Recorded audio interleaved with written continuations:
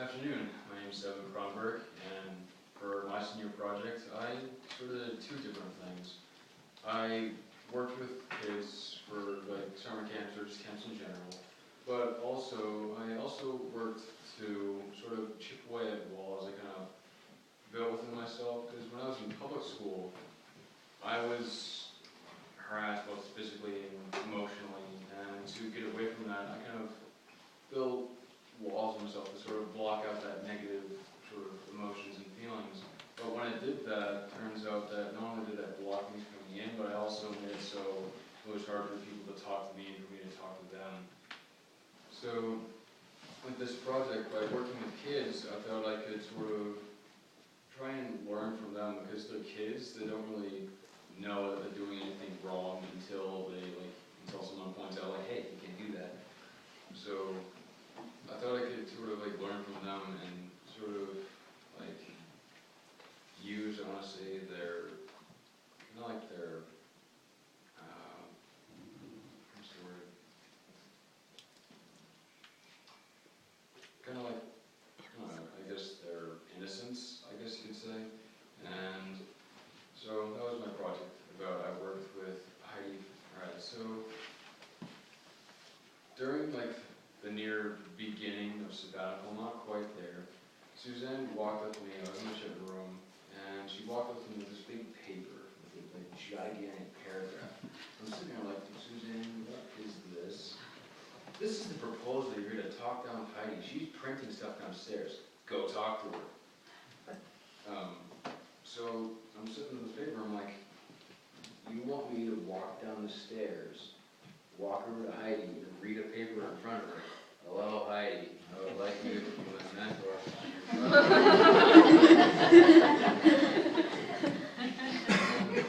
She just gave me this evil glare. And she's like, Devin, you're rehearsing this paper.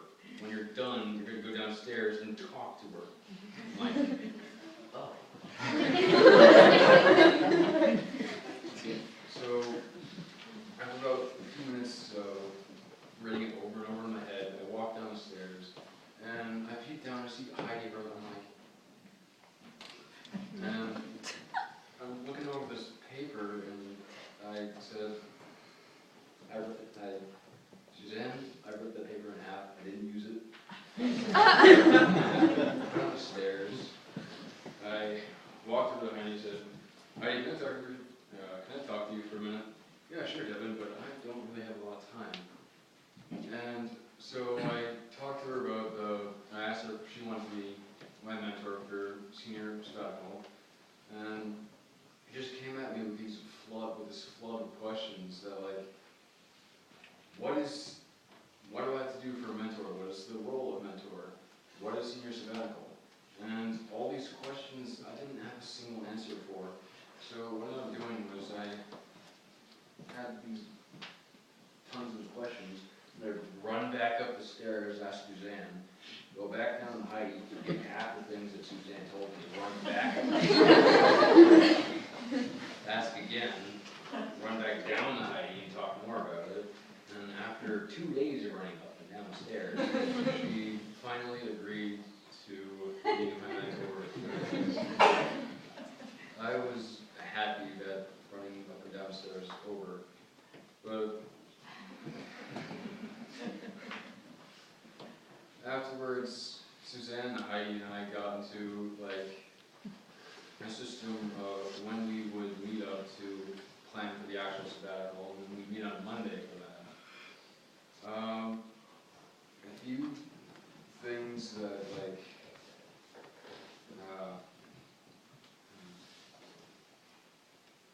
during sabbatical and when sabbatical actually started, the weekly plan was on Mondays I would go into the school, because thank God seniors weren't required to go to attend school during sabbatical. I would go in and I would talk with Heidi and plan out that specific week of working with the Perkins Farm Explorers. And so that's what we do on Mondays. Tuesdays I would go in and sit in a corner and sort of just jot down notes about each kid, and just sort of, this is what this person did with this group, this is how this kid acted when he or she didn't get what he wanted. Then Wednesdays were days where I would be writing stories. Now, the thing with stories is that for my senior project, my original idea was to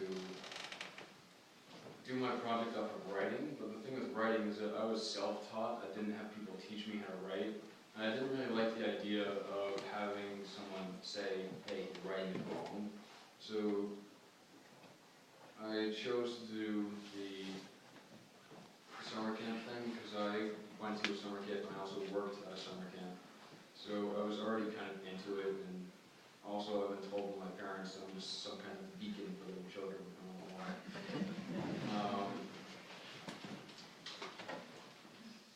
So, you know,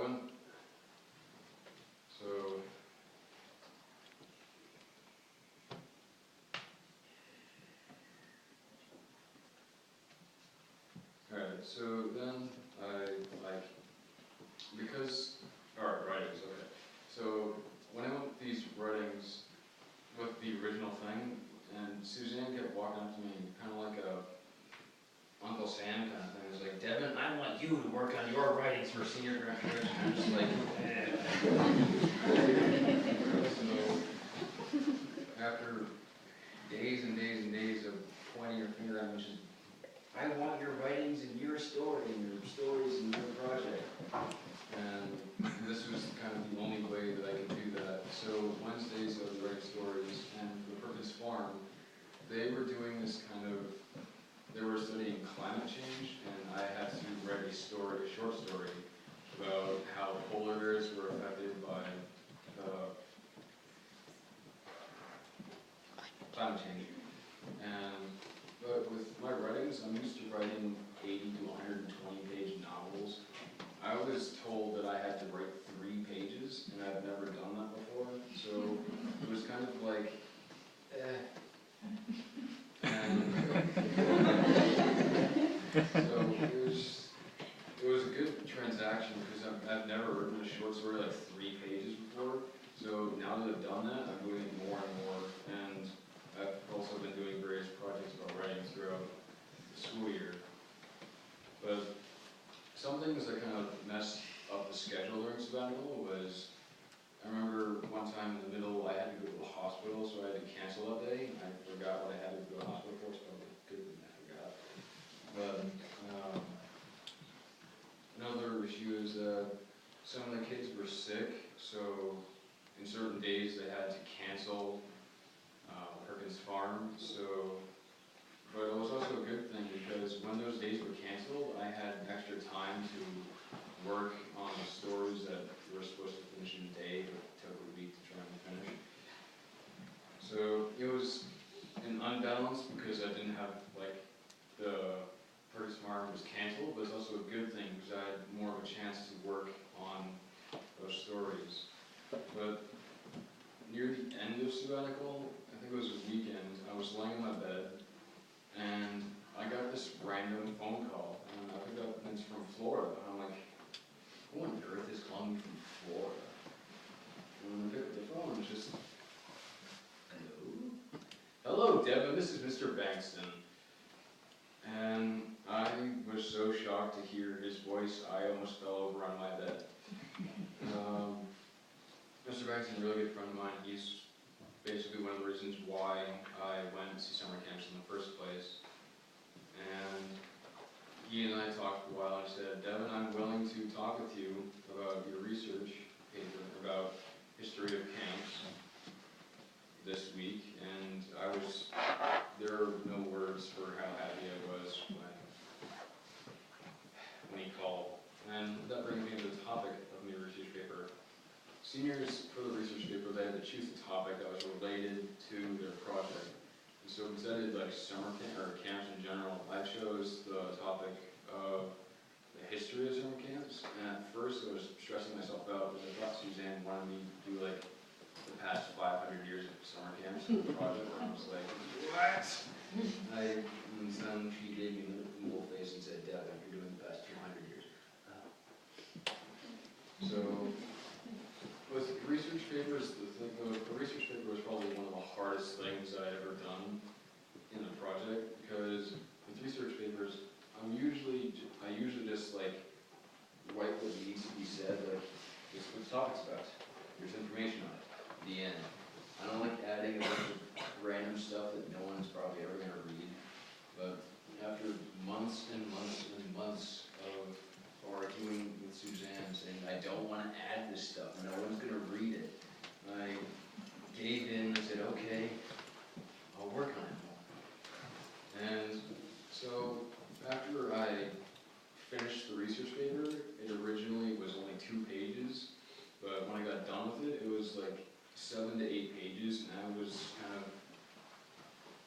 thrill to know that I could actually do this instead of just being arrogant and just not adding anything, to kind of opening up to suggestions and doing what I was told.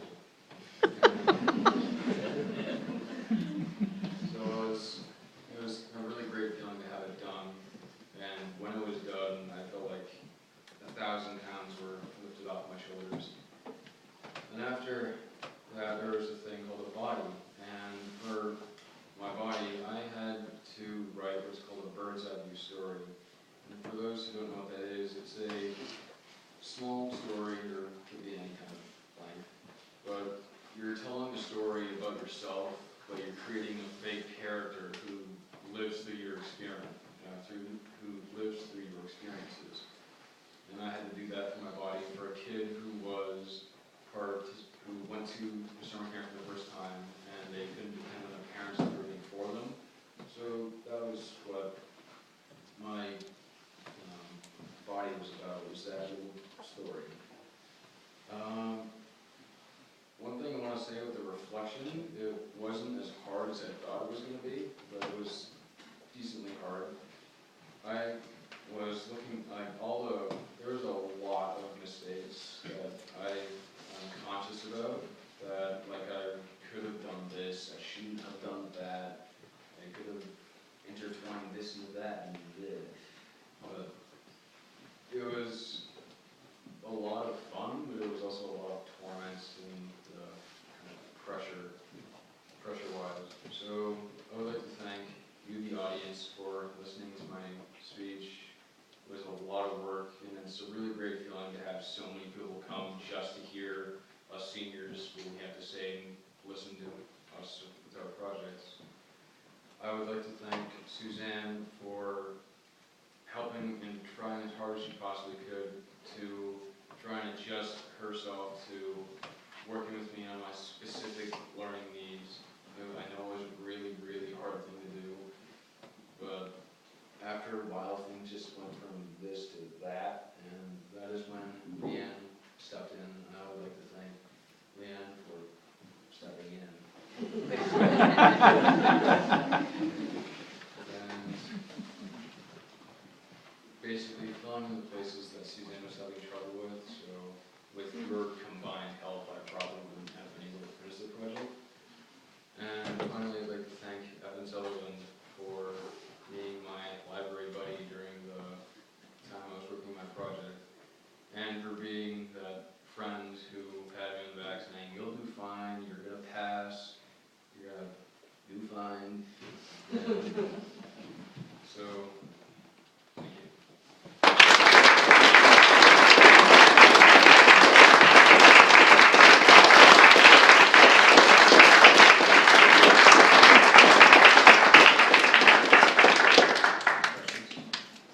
Who's Mr. Bankston? Mr. Bankston is a really good friend of mine. He was a camp director at Mally camp I went to, 7-week overnight. And, yeah.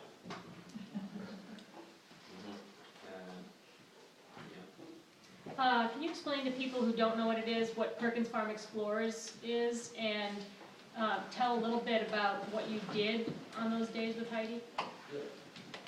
Perkins Farm, from what I got from it, was sort of like a place where the parents couldn't leave their kids at home, they would bring them here. There was also kind of like a actual school where they would kind of do these smaller projects. When I was there, they worked on this climate change thing where they looked at the effects of climate change.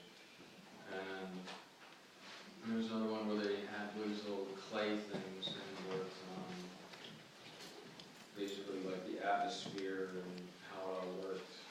But one thing that was the most recent thing was the end of sabbatical, and that was when I was reading the story to them, they had to draw a picture of what they were seeing out of my writings. Because when I write, I try and make it as though it were a movie, so the reader can take it into it. And it was kind of funny because half the picture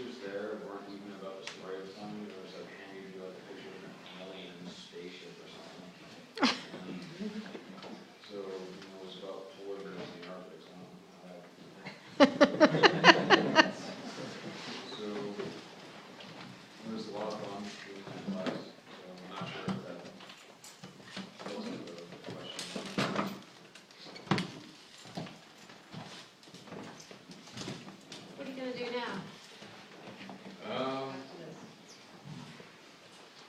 That's a mystery. I've been accepted to Lake Community College, but I'm not going this year, I'm going next fall. But I'm going there to work on creative writing and literature. So, and then this summer, I'm going into the rest of the year, get some work and do stuff. Yep. Devin, you say you draw children to you, and do you like working with children? If you do, and you like writing, do you see yourself writing children's books? To answer the first question, it depends on the age of children. Like 7 and up, I'm fine with, but the people who are this tall can,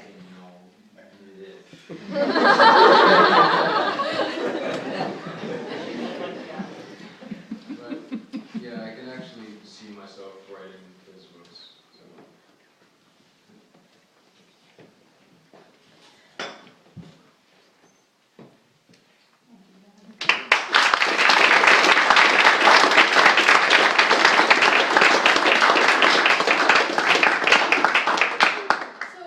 So we have one more speech by Kim Hamilton. I am very aware that people have been sitting for a long time, and I'm wondering if people just need to stand up, stretch their